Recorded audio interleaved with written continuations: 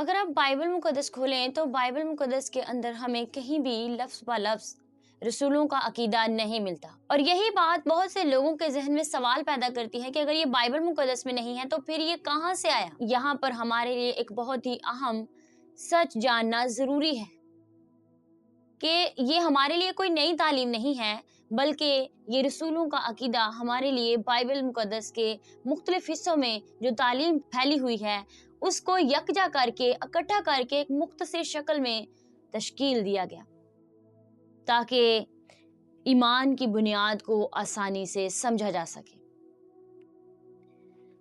लेकिन जब हम इस अकीदे के जुमलों पर गौर करते हैं, छोटे-छोटे जो जुमले हम इस अकीदे के अंदर देखते हैं, जब हम उन पर गौर करते हैं, तो हमें मालूम होता है कि इनमें से हर एक बात बाइबल मुक़द्दस में से ली गई है। बराह रास्त हमें बाइबल मुक़द्दस में से मिलती है। इसके लिए बाइबल मुक़द्दस के अंदर हम मुख्तलिफ हवालों को आज देखेंगे।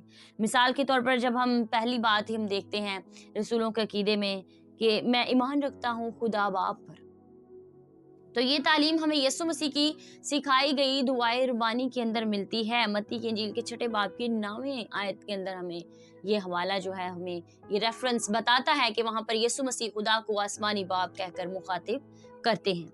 और फिर अमाल की किताब के 17वें बाब की 24वीं आयत भी हमें इसके बारे में बताती है या बयान करती है इस बारे में।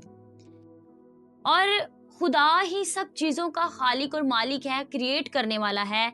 इसी तरह यीशु मसीह भी खुदा का बेटा है। इसके लिए हम पहली बात तो ये सोचते हैं कि ये सारी चीज़ें इंसानी ख्याल का जो है वो की क्रिएशन नहीं है, इंसानी दिमाग ने इनको क्रिएट नहीं किया, बल्कि बाइबल मुक़द्दस से ये ली गई बातें हैं जो यकजा की गई हैं। यूहन्ना की इंजील के 3 बाब की 16वीं आयत और मत्ती की इंजील के 16वें बाब की 16वीं आयत के अंदर जो है वो हमें ये वाज़ेह तौर पर बयान हुआ मिलता है। और फिर जब हम कहते हैं कि वो रूहुल कुद्स की कुदरत से पैदा हुआ, तो ये हमें एविडेंस मिलता है लूका की इंजील के पहले बाब की 35वीं आयत में ये सच्चाई हमें बयान की गई है, हमारे लिए ये दर्ज की गई है और हम वहां से इसको पढ़ सकते हैं। और फिर रूहुल कुद्स मरियम पर वहां पर हम देखते हैं कि नाजिल हुआ, रूहुल कुद्स की कुदरत उस पर आकर ठहर गई। इसी तरह यीशु मसीह का मरना, मसलूब होना, फिर दफन होना और फिर तीसरे रोज मुर्दों में से जी उठना, ये सारी बातें हमें मत्ती की इंजील के 27वें बाब के अंदर, फिर पहले ग्रंथियों के खत के अंदर उसके 15वें बाब की जब हम तीसरी चौथी आयत को पढ़ते हैं तो हमें वहां पर ये सारी चीजें मिलती हैं।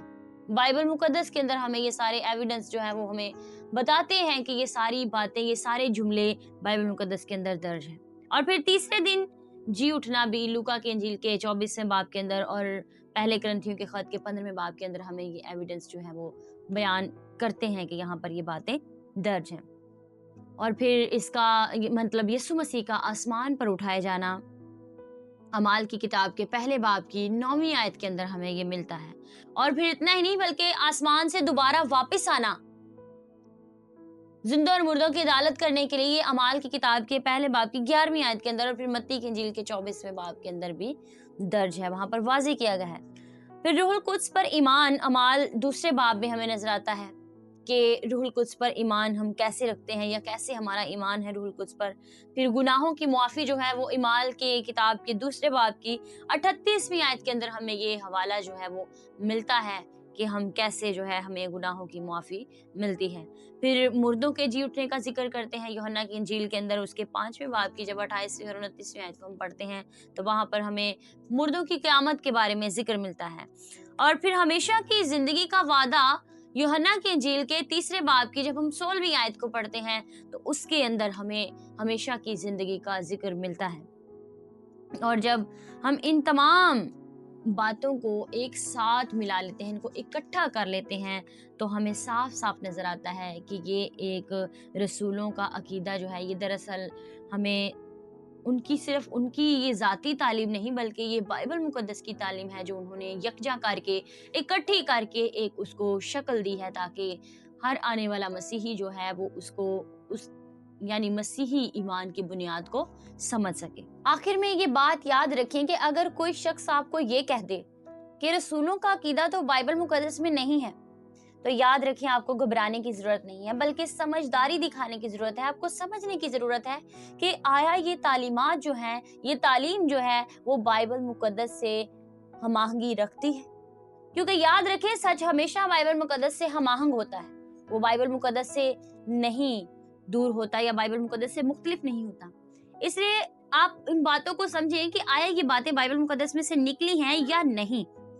तो मेरे अज़ीज़ों, आप इस सच को जानें और इसको समझें, और ख़ास तौर पर आप इसे अगली नस्ल तक डिलीवर करें, अगली नस्ल तक पहुँचाएँ, क्योंकि यही हमारे ईमान की बुनियाद है और यही हमें असल ईमान की बुनियाद तक ले जाता है, और यही हमारे लिए एक ज़िंदगी गुज़ारने का, असली ज़िंदगी गुज़ारने का एक, उसको तामीर करने का एक मज़बूत तरीका है।